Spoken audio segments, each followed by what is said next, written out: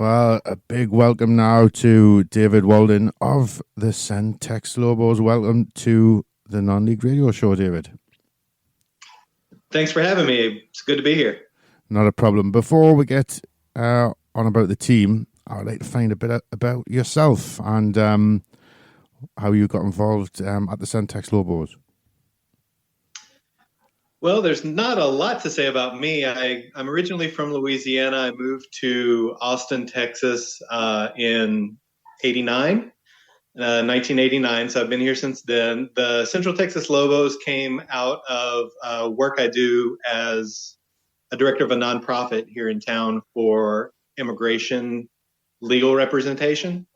And I worked a lot back in the day with unaccompanied minors, so kids coming in from Latin America, generally, sometimes from Africa or Asia or other countries, who came to the United States and were here without family. It was a way to incorporate them into a program and into the community, do something positive. It's a language that everybody speaks. They don't get segregated into different smaller factions. And so it was a way that came out of my work with mostly teenagers in my nonprofit to get them involved in the community and get them meeting other people from around the community and really integrated. Great stuff. So on the Central Texas Lobos, I'll find out a bit more about the team, your stadium, your fans. So first off, we'll start with the first team. Are these guys full-time players, part-time, or a bit of a mix of both? No, definitely we are part-time players. Most of our players have day jobs. They work 9 to 5, so to speak, usually more like 8 to 7. And then come out to practice a couple of times a week, games on weekends. We try to have them really dedicate themselves in the summer when our premier season is fully ongoing with the Gulf Coast Premier League.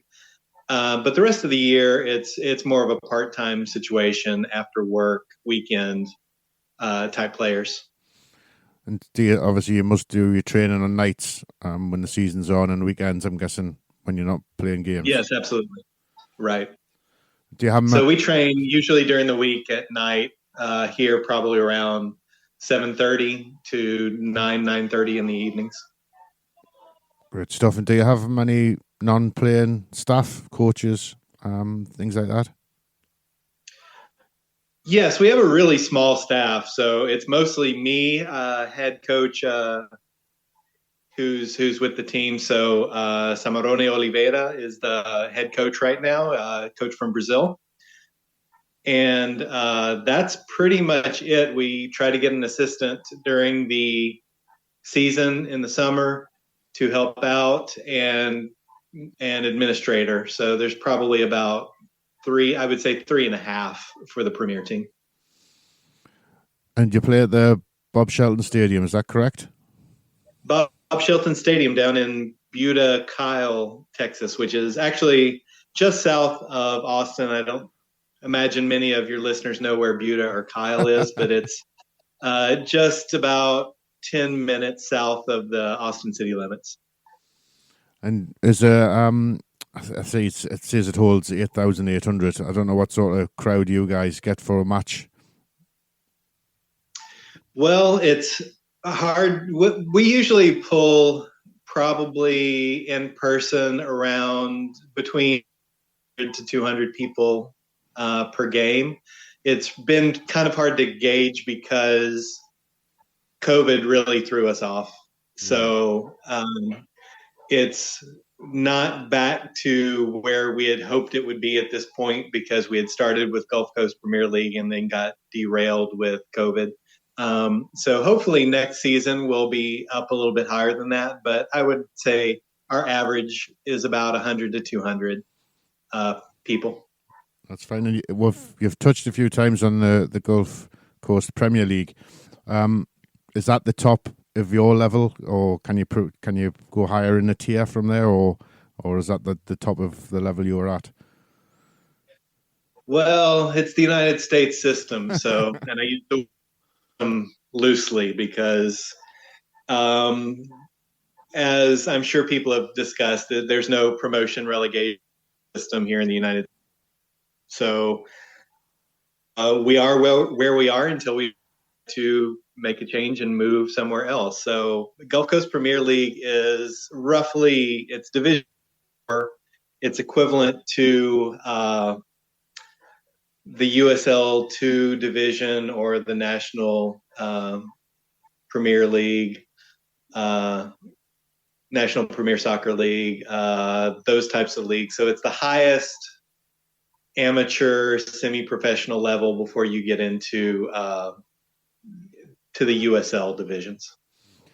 Yeah, because So NISA, which is the professional league, is Division 3. We are one step below NISA. NISA is the National Independent Soccer Association. So level 3 here would be NISA and USL.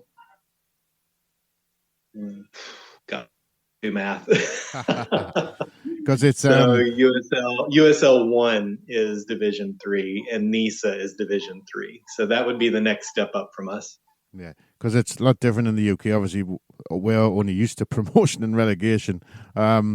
So it's like a couple of people like yourself and another guy I spoke to. It seems like a bit of an issue, this promotion relegation, either not having it or you can't progress from where you are.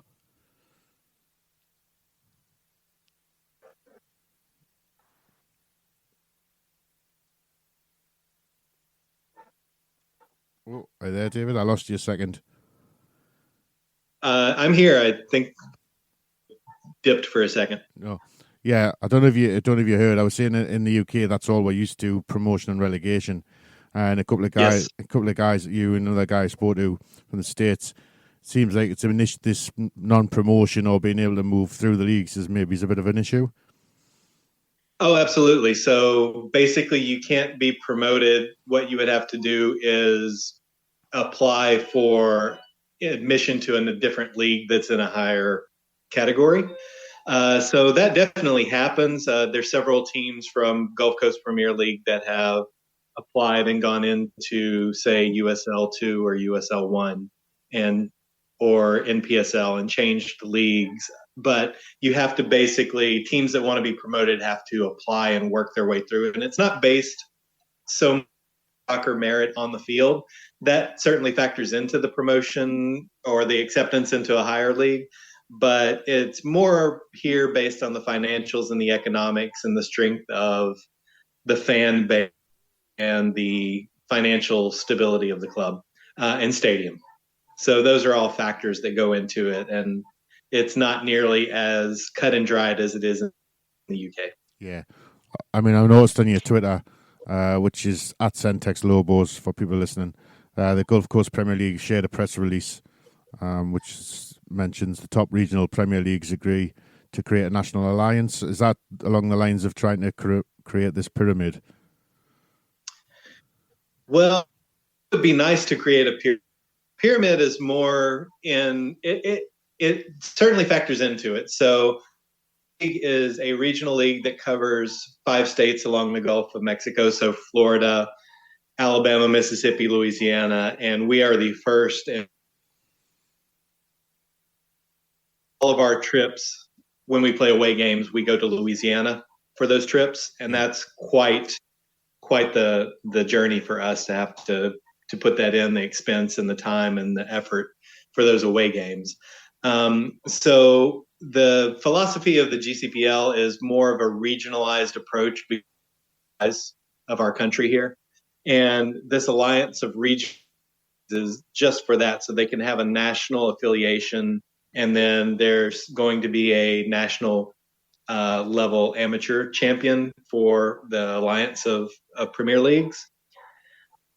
Pyramid comes more into the affiliation with NISA. So Gulf Coast has announced last year that we affiliated with the National Independent Soccer Association, which is Division 3. So that's actually a step higher.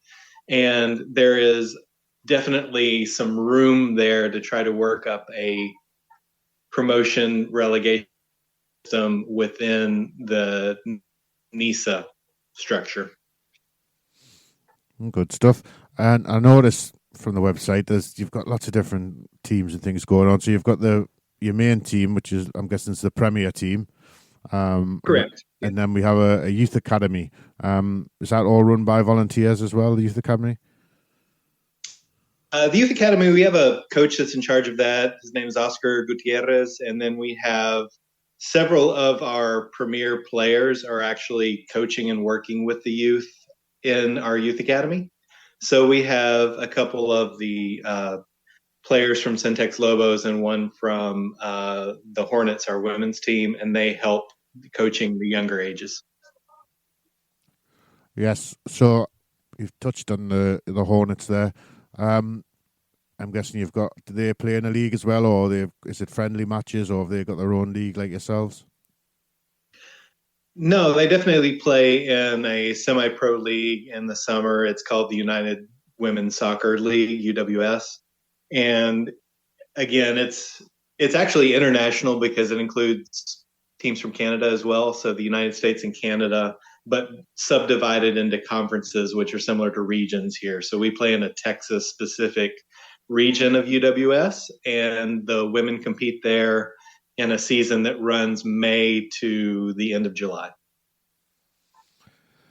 And we have a Paradise Academy.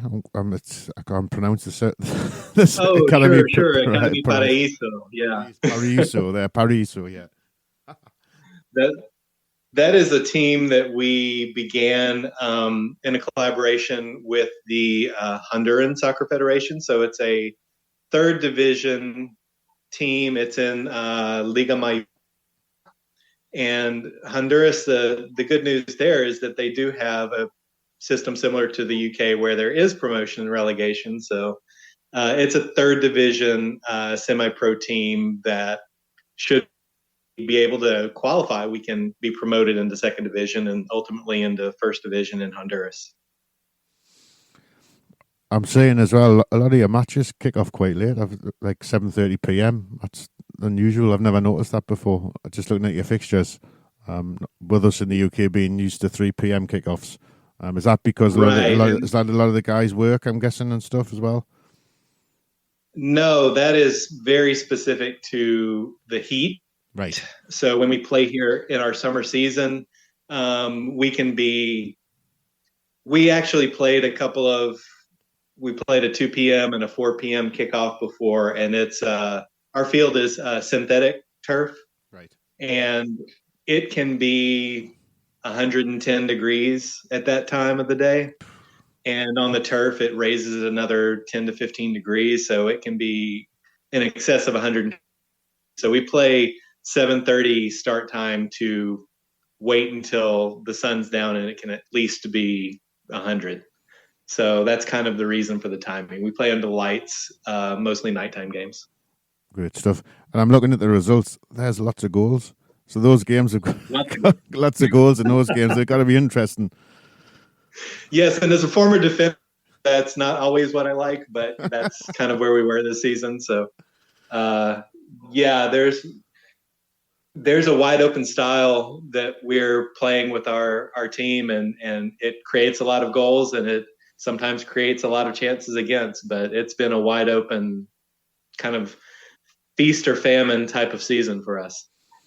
And you got quite a big player roster there, about 22 players. Is that set for your teams to have a certain amount of players, or can that go up and down depending on just how many you've got available? Well, it's a soft 23 player limit. So there's a 23 player limit. You can need that in certain circumstances. There are costs, and I don't want to say fines, but there are surcharges involved with going over that 23 roster limit. So it's possible to do that, but we try to that 23 player limit. There's an 18-man game day roster. So having more than 23 doesn't always make sense anyway. So we try to stick to that 23 number. I think we might have exceeded it because we had some goalkeeper carousel this season. Unfortunately, we had to add a couple of keepers prior to the playoffs, and I think we hit 24 on our registrations, which is possible. Well, that's looking good. I'm guessing if you have junior players, do they still class as part of your player roster, or can you play like, say, like a junior player in the first team? Out the that level is that there's no minimum age requirement, so we can add 16-year-old players into our premier roster as long as they're good enough. They have the shot. I don't think we've done that. I don't think we had anyone under 18 this season, but we certainly have in prior seasons. Well, that's excellent stuff. The website's great as well. There's a nice shop at the bottom. Everyone want to go on centexlobos.com and check it out. But David, it's been great to talk to you and find out a little bit more about your club. Is there anything else you want to talk about, or anything else you want to mention that's coming up? No, I just appreciate your work and having us on and talking about our club a little bit, because we're hoping to make some moves and make a splash here next season. I think we're finally past all of the COVID effects, knock on wood, that doesn't rear its ugly head again, and that we can get back to kind of some normal soccer seasons and have all the fans come out next year. Well, that's great. Many thanks for joining us. And the people listening want to follow, like I say, on Twitter at Centex Lobos, or go on the website centexlobos.com, and there's links to everywhere there, Instagram and Facebook as well. So Centex Lobos on Facebook as well, by the way. So thanks for chatting with us today, David. That's absolutely great. Thank you very much. I appreciate you having me on. Y'all have a good one. You too.